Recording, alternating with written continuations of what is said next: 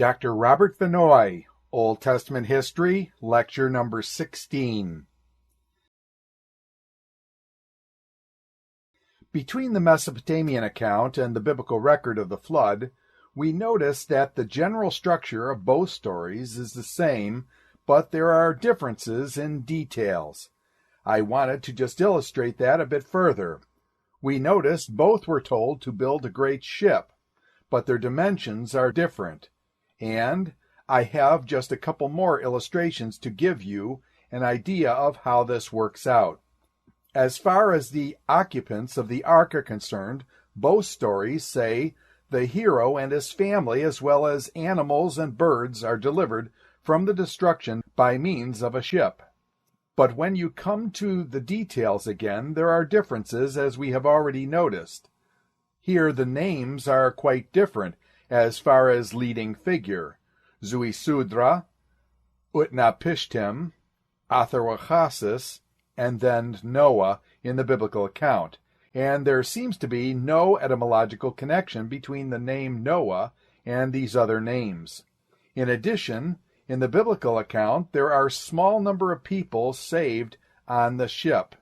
Noah was accompanied by his wife and 3 sons and their wives. In the Gilgamesh epic, Utnapishtim talked, and I pull from the text of his family and kin aboard the ship, as well as all the craftsmen and boatsmen. So we have all his family and kin and all the craftsmen and boatsmen whose names were given, so it seems like a substantial number of people. In the Atharwachasis epic, the hero brought his family, his relatives, and craftsmen aboard the ship. In the Sumerian version, Zuisudra took his relatives, his wife and children, and close friends on board. So it seems the biblical account is more restricted to a small number of people. So again, there is a difference of details. The bird incident is one more illustration where the birds were released to determine whether the conditions were suitable to leave the ark. Both the stories in Mesopotamia and the Bible have that. But again, there are differences in detail. In the Babylonian story, there are 3 releases of birds, and in the biblical story, there are 4. Utnapishtim and Noah are both said to have released a single bird at a time, while Zuisudra lets go a number each time. Utnapishtim is said to have released a dove, a swallow, and a raven in that order, whereas Noah is said to have released a raven and 3 doves. Note the contrast there. Noah released the raven first, and Utnapishtim released the raven last. In a book, I don't think I've mentioned it yet, but it is on your bibliography, Alexander Heidel, who wrote the volume that compared the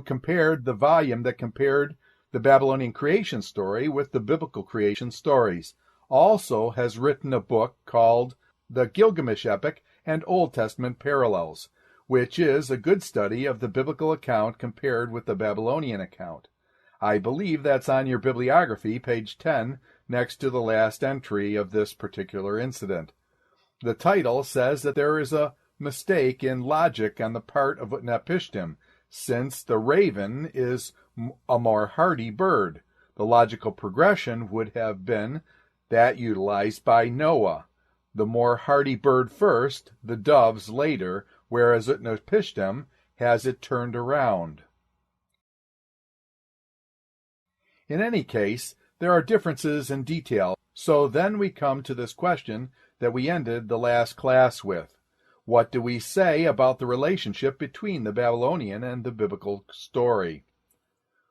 How do we explain the similarities and the differences?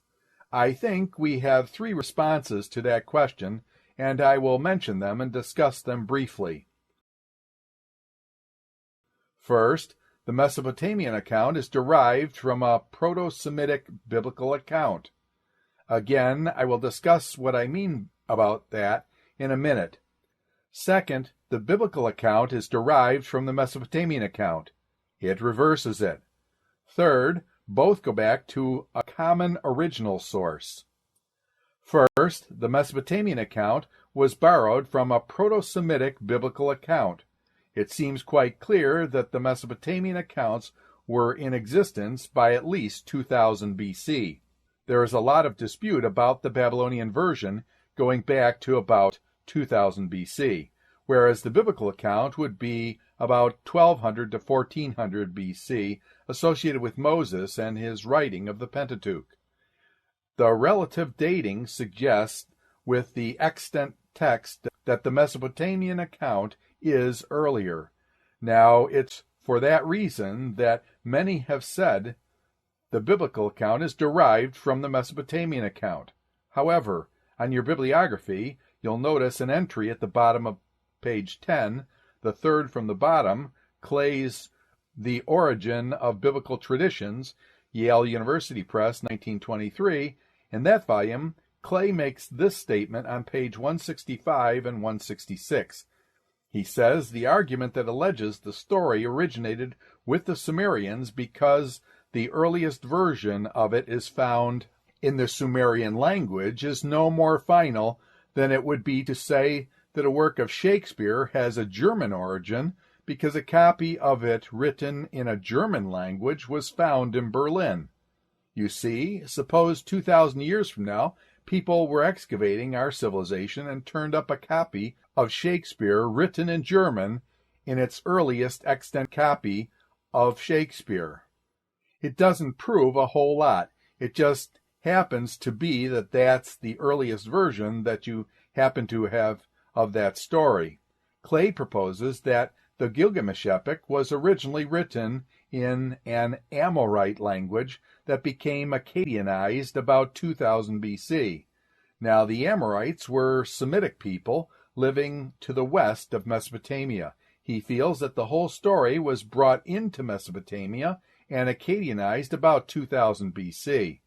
He said it's an Amorite legend which Semites brought from the west. Now, this is Clay's proposal, but if you thought that the Proto-Semitic account here is in Sumer, and that same Proto-Semitic account going down into the biblical account, it could be that out of that account you get this Akkadianized version as a break-off of the Proto-Semitic account in the tradition comes down into the form that we have in the biblical account, and that's to say the Akkadian is derived from the Proto-Semitic biblical account. Just because you have an earlier document that's Akkadian of this story, it doesn't necessarily mean the biblical account is derived from the Mesopotamian account. He makes the statement on the basis of Amorite names and words that he feels are to be discerned in the Gilgamesh epic, and that gets into the linguistic discussion that he feels there is evidence that it has been Akkadianized and was originally Amorite. The second view, of course, is speculative. We really don't have any hard evidence of the Proto-Semitic account of it. We certainly don't have a tablet or document, so this is somewhat theoretical. The second idea is that the Hebrews borrowed their account from the Mesopotamians. So here you were to have this Mesopotamian account or Akkadian account, and the Hebrews borrowed it, so you have the biblical account derived from the Mesopotamian account. Of course, you could ask the question here, if that's the way it happened, was there ever really a flood of the sort that we just described in the biblical account, or is this the Mesopotamian account? What's behind it is hard to say. It doesn't sound like the same sort of flood you have in the biblical story, yet the skeleton of it is. Heidel comments on this proposal, and he makes the statement on page 268, quote, "As in the case of the creation story, we still do not know how the biblical and Babylonian heritages of the deluge are related historically. The available evidence proves nothing beyond the point that there is a genetic relationship between Genesis and the Babylonian versions. The skeleton is the same in both cases, but the flesh and blood, and above all, The details and spirit are different. It is here that we meet the most far-reaching divergence between the Hebrew and the Mesopotamian stories." End quote. I'm not sure that this kind of structure gives you sufficient explanation of why the differences, but if the biblical material was simply borrowed from the Mesopotamian, why the differences to the extent that you find them? In Von Rod's commentary on Genesis, Von Rod is someone, on many points, we would take issue with his conclusions, but he says on page 119, I think it's on top of page 11 in your bibliography, quote, "Today, 40 years after the height of the Babel Bible controversy on the relation of the biblical traditions of the Babylonian story's flood, like as in the Gilgamesh epic, is more or less closed. A material relationship between both versions exists, of course, but one no longer assumes that it is a direct dependence of the biblical tradition on the Babylonian. He feels there is too much difference. You can't assume a direct dependence of the biblical material on the Babylonian." What he substitutes is a more refined version of this. He says both versions are independent arrangements of a still older tradition, which itself stems from perhaps the Sumerian. Now that sounds something like an independent arrangement of an older tradition, but then he goes on to say Israel met with a flood tradition in Canaan at the time of her immigration and assimilated it into their religious ideas. That is pure hypothesis with no scrap of evidence. He just makes it as a statement. Quote, Israel met with a flood tradition in Canaan at the time of her immigration and assimilated it into their religious ideas. End quote. There is not a Canaanite flood story, so he is attempting to explain the similarities on the assumption that there must have been one that the Hebrews adopted. But his other suggestion, he crosses out, is not direct dependence. But he does feel they might go back to a common source somewhere. Is it reasonable? I wonder again, what common source? We don't have a lot of evidence for that. It is just something we can't speak of too directly. As for the natural and historical aspects of the flood beyond theology, he says he is not confident to express an independent opinion. It may be said, however, that even natural scientists have not considered the prevailing explanation that the numerous flood stories in the world rose from local catastrophes to be sufficient. On the one hand, the distribution of the saga among the Indians, Persians, Africans, Australians, among the Eskimos and Indians of the Americas, etc. On the other hand, there is a remarkable uniformity in the flood caused by rain required the assumption of the actual cosmic experience of primitive recollection, which, to be sure, is often clouded and often brought to new life and is revised only later by local floods.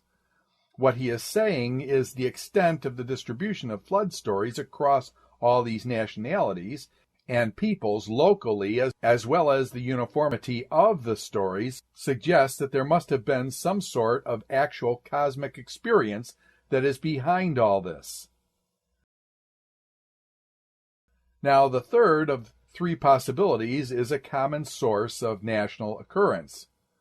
There you say there was a flood, and the tradition that comes down to Mesopotamia and the other tradition gets down to the biblical materials. In addition, there is enough recollection of what actually happened that would explain the similarities, and there has been enough diversions of transmissions to explain the differences. They both go back independently to an actual occurrence that is certainly a possibility. Von Rad suggests there must have been something behind this tradition to explain this widespread use, and I think often conservative people have pointed to the widespread and uniform character flood stories to argue for historicity. There is some force for that argument, but you have to be careful of that argument, and the reason I say that is this. If you look in your bibliography, under the last entry, page 10, Christian View of Anthropology and Modern Science, and Christian Faith, page 187, they speak of the widespread distribution of the flood story and say this was thought to prove the actuality of the biblical flood, or to be evidence of the descendant of all mankind from a single nation that had once experienced it. But in commenting on the idea, anthropologists say that far more often stories of this sort fuse without migration, and they can fuse across cultural linguistic lines. They point out that there are other widespread legends that are amazingly uniform besides the flood story. One such case is the magic flight or obstacle flight, which is distributed completely around the globe among both Aboriginal and historical peoples, particularly in Europe, Asia, North America, Africa, and Indonesia. In this tale, there is a specific structure with the flight away from an ogre and objects thrown back over the shoulder, forming obstacles. Examples are a stone which becomes a mountain, a cone which becomes a thicket, and oil which becomes a body of water. Details are always given with only minor changes, such as a forest or a thicket, and some other liquid for oil. Then there is the statement that this tale is ancient, widespread, and uniform. The multiplicity of flood themes is likewise ancient, widespread, but not quite so uniform. In general, anthropologists feel that the widespread and geographically continuous distribution of both the magic flight and the various flood accounts is due to the transmission of the tale of one group to another, slowly spreading out from the centers of origin. The universal prevalence of flood legends cannot be considered proof of the actual reality of the flood, or that all peoples who have flood accounts most similar to the biblical accounts have passed them on through their generations for time immemorial. If it is so, there is a stronger proof of the occurrence of the magic flight. So you have to be careful of how you use that argument. Stories can have an event in the story that comes and then just branches out and continues to branch out until you have it pretty fantastic like that. What they are saying is a story could start here and transmit this way, and it is not necessary proof of historicity just because many people have it. It can cross linguistic, ethnic, and cultural lines by diffusion and takes it to other people. Someone there takes it somewhere else, and it doesn't necessarily prove historicity. What I find striking about the flood stories is that so many peoples have it, and it's generally uniform and widespread. That may say something about, as von Rad said, about historicity, but I don't think you can use it as any kind of proof of historicity. Any questions or comments? I believe there are some from the Indians. They differ again in details, but they are closer. I think flood geologies are beyond the scope of this course. I don't think that's a biblical problem. I think it is a scientific question, but I did give you a number of other sources of books on both sides if you want to read some of that material that's under the middle of page 10 under B1. Okay, let's go on to 6. 6 is, quote, conditions governing the post-diluvian world, end quote. We find that in chapter 9, the first 17 verses. I want to give you a few subpoints that were not on your outline sheet. So A under 6 is, quote, the directions for the propagation and maintenance of human and animal life, end quote. In the first 7 verses, quote, then God blessed Noah and his sons, saying to them, quote, be fruitful and increase in number and fill the earth. The fear and dread of you will fall upon all the beasts of the earth and all the birds of the air, upon every creature that moves along the ground, and upon all the fish of the sea. They are given into your hands. Everything that lives and moves will be food for you, just as I gave you the green plants. I now give you everything. But you must not eat the meat that has its lifeblood still in it. And for your lifeblood I will surely demand an accounting. I will demand an accounting from every animal, and from each man too. I will demand an accounting for the life of his fellow man. Whoever sheds the blood of man, by man shall his blood be shed. For in the image of God has God made man. As for you, be fruitful and increase in number. Multiply on the earth and increase upon it." End quote. So you have directions for the propagation and maintenance of human and animal life. You notice first that Noah is told to be fruitful and multiply and fill the earth. Lest there be any doubt about that, the Lord repeats what he said to Adam and Eve. It is pleasing to the Lord for man to be fruitful and to multiply, even though he brought this judgment on mankind. Now it was the task of Noah and his family to fill the earth. Secondly, dominion of man over the animals is reconfirmed. That dominion was given back in Genesis chapter 1, verse 28. Again, in the pre-fall condition, is reaffirmed. Here it is said that the animals are restrained by fear of man. In addition, the statement is explicit that animals are permissible for man to eat. Verse 3, quote, "Every moving thing that lives shall be food for you, even the green herb have I given you all things." End quote. So you go back to chapter 1, verse 28, there is dominion given over the animals, and in Genesis chapter 3:21, the Lord makes coats of skin from the animals. In Genesis 4, verse 4, you read, "Abel brought of the firstling of his flock," and the fact there of the Lord had respect unto Abel and to his offerings. So there are previous indications that the life of animals had been taken for the service of man, you might say, the bringing of sacrifices. The further question, did man eat of animals prior to the time of Noah? There is no explicit statement about that in Scripture, one way or the other. Some people claim that only vegetables were eaten prior to this time. I am not sure you can say that dogmatically. You're really arguing from silence. The question really isn't addressed. Calvin says in his commentary, quote, "Since it is of little consequence, what they mean is, I affirm nothing on the subject." End quote.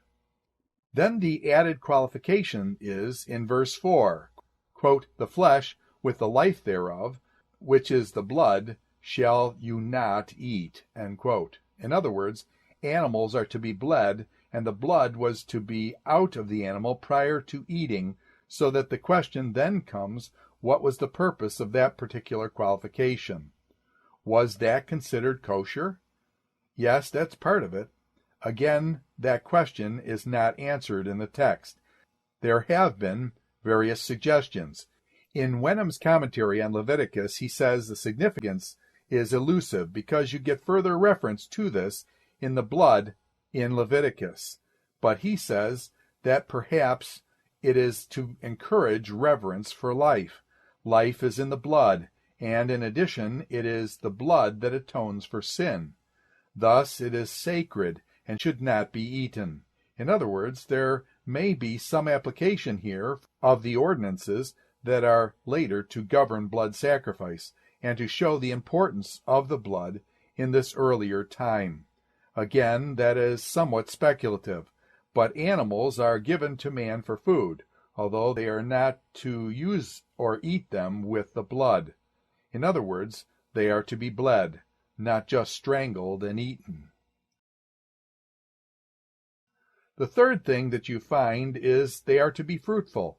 They are to have dominion over the animals, and the animals can be eaten. The third thing is the life of man is sacred, because God protects the life of man by the death penalty for anyone who violates another person's life. Verse 6, quote, "Who shall shed man's blood, by man shall his blood be shed. For in the image of God made man." End quote. I think what you find there is an important principle. It's the divine ordinance for the death penalty. If someone takes another person's life, the life of the person that does that should be taken. This is because man is made in the image of God, and man's life is sacred and should not be violated. Men are given this power to take another man's life if he commits capital offense. As God's representative, they are to enact that punishment. Now, that doesn't mean we find that further in the book in plenitude.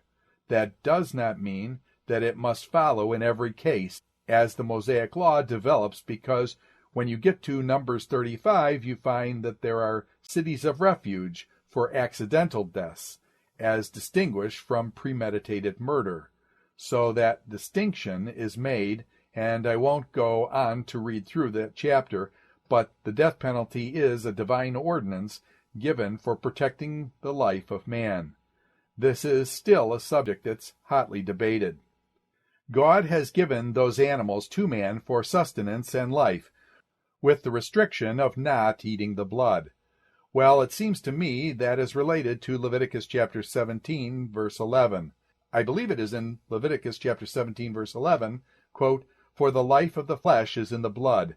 I have given it to you upon the altar to make atonement for your souls, for it is the blood to make atonement for the souls." End quote.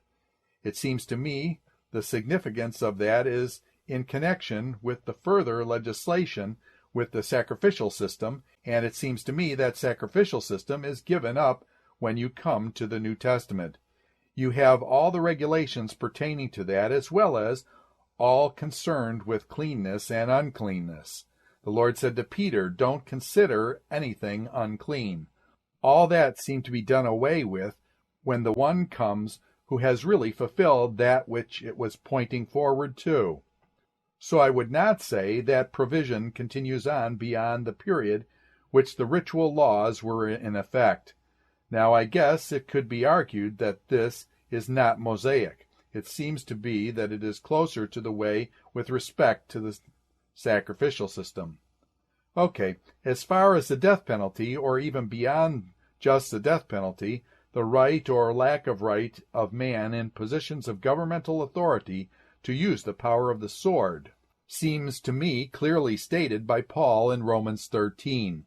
When you get into the whole issue of pacifism and whether or not it is ever right to take another person's life, what you read in Romans 13, that every soul should be subject to the higher power. Verse 2, quote, "Whoever resisted the power resisted the ordinance of God." Verse 3, quote, "For rulers are not a terror of good works, but evil." End quote. Verse 4, "For he is the minister of God for good. But if you do that which is evil, be afraid, for he bears not the sword in vain. For he is the minister of God, and the avenger to execute wrath upon him who does evil." End quote. It seems to be a strong sanction of the right of the government to hold the power of the sword, and I think that same issue has been addressed back here in Genesis 9. Paul doesn't seem to deny that power. He seems to support it. God has given to human government the right. That right can be misused and abused, and many governments have done that. But that doesn't mean the principle is negated. Well, that was A, quote, "the directions for the propagation and maintenance of human and animal life," end quote. B is, quote, "the Noahic covenant that you find in Genesis chapter 9, verse 8 through 17, end quote. God spoke to Noah and his sons, saying, quote, "I now establish my covenant with you and with your descendants after you, and with every living creature that was with you, the birds, the livestock, and all the wild animals, all those that come out of the ark with you, every living creature on earth. I establish my covenant with you. Never again will all life be cut off by the waters of the flood. Never again will there be a flood to destroy the earth." And God said, This is the sign of the covenant I am making between me and you and every living creature with you, a covenant for all generations to come.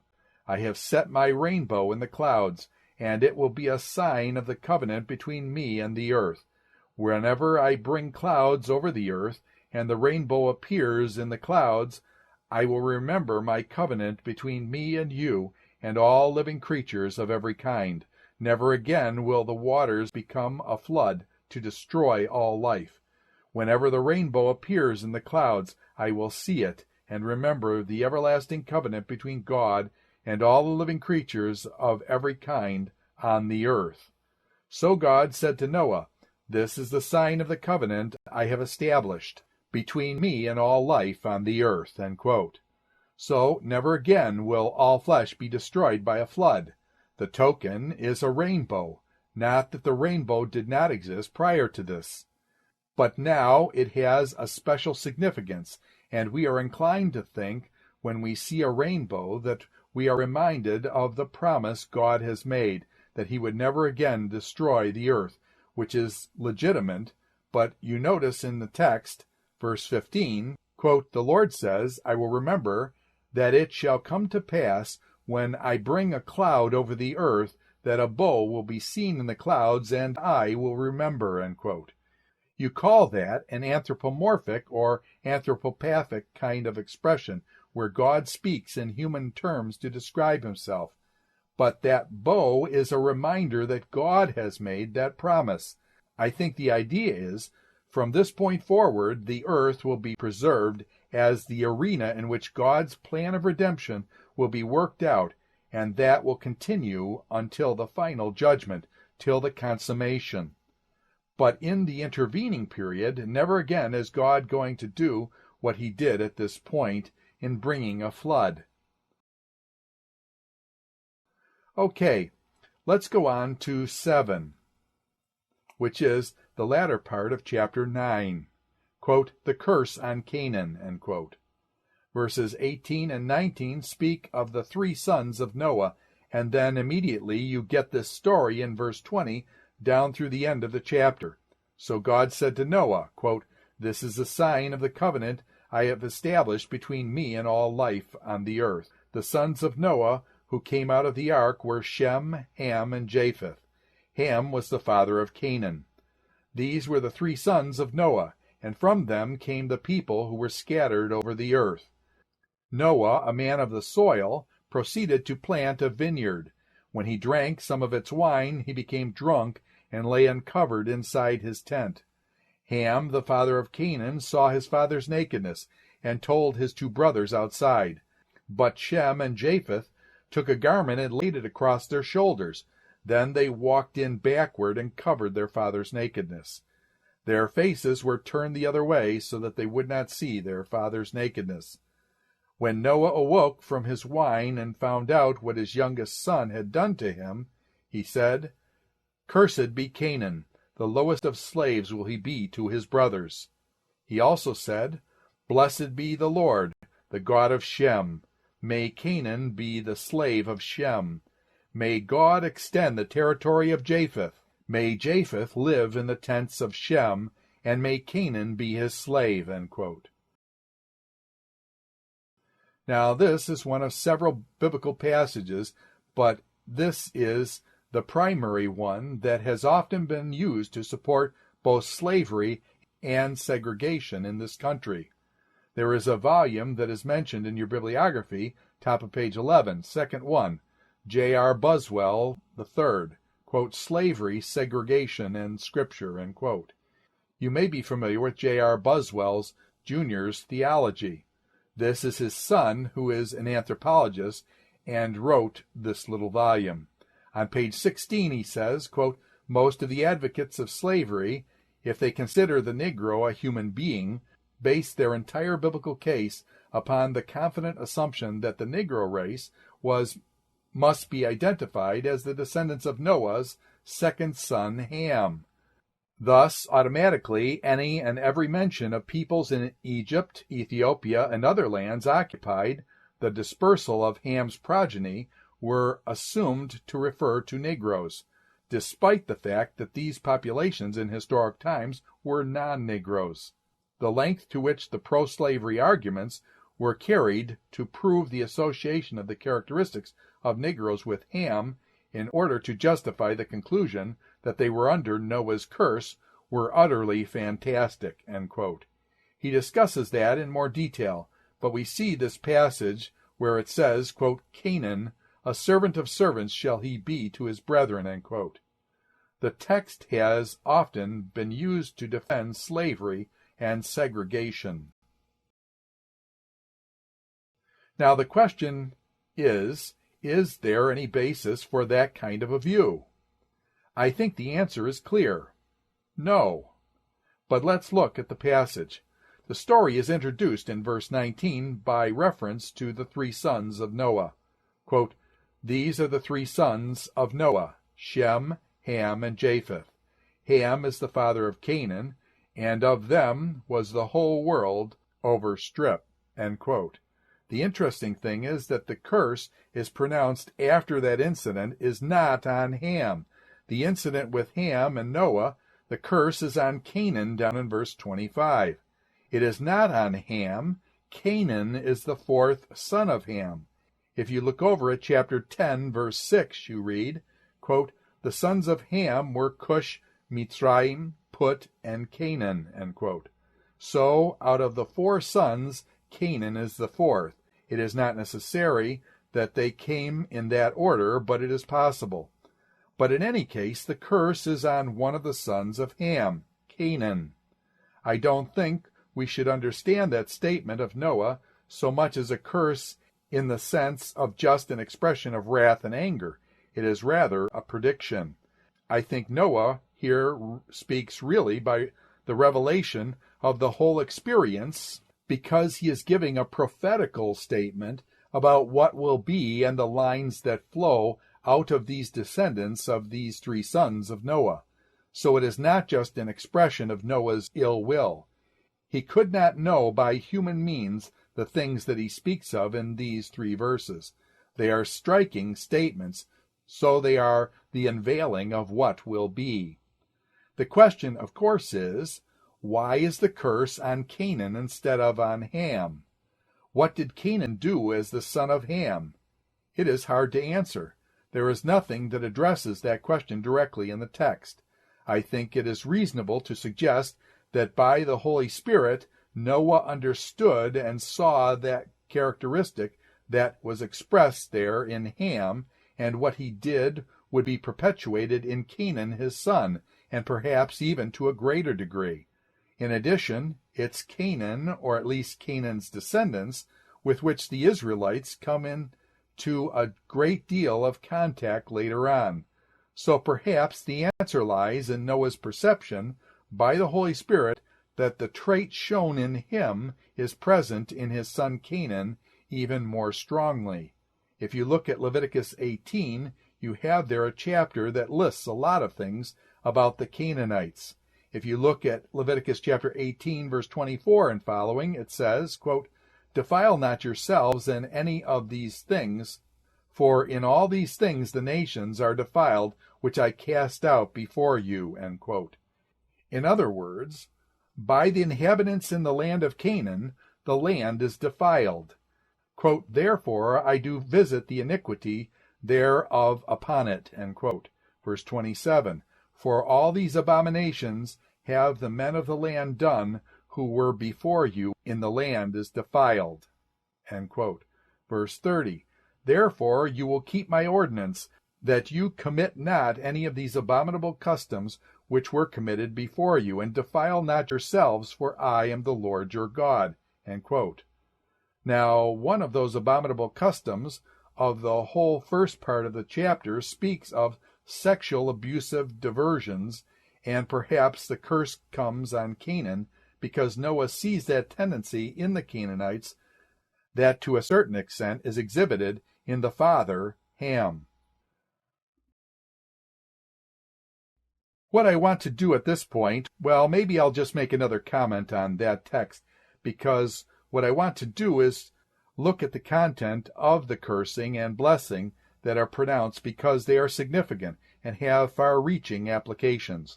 Let me just pose another question, and then we will stop for today. What was Canaan's offense, or Ham's offense? You read, quote, Ham, the father of Canaan, saw the nakedness of his father, and told his two brethren outside. Shem and Japheth took their garments and laid it upon both their shoulders, and went backward, and covered the nakedness of their father.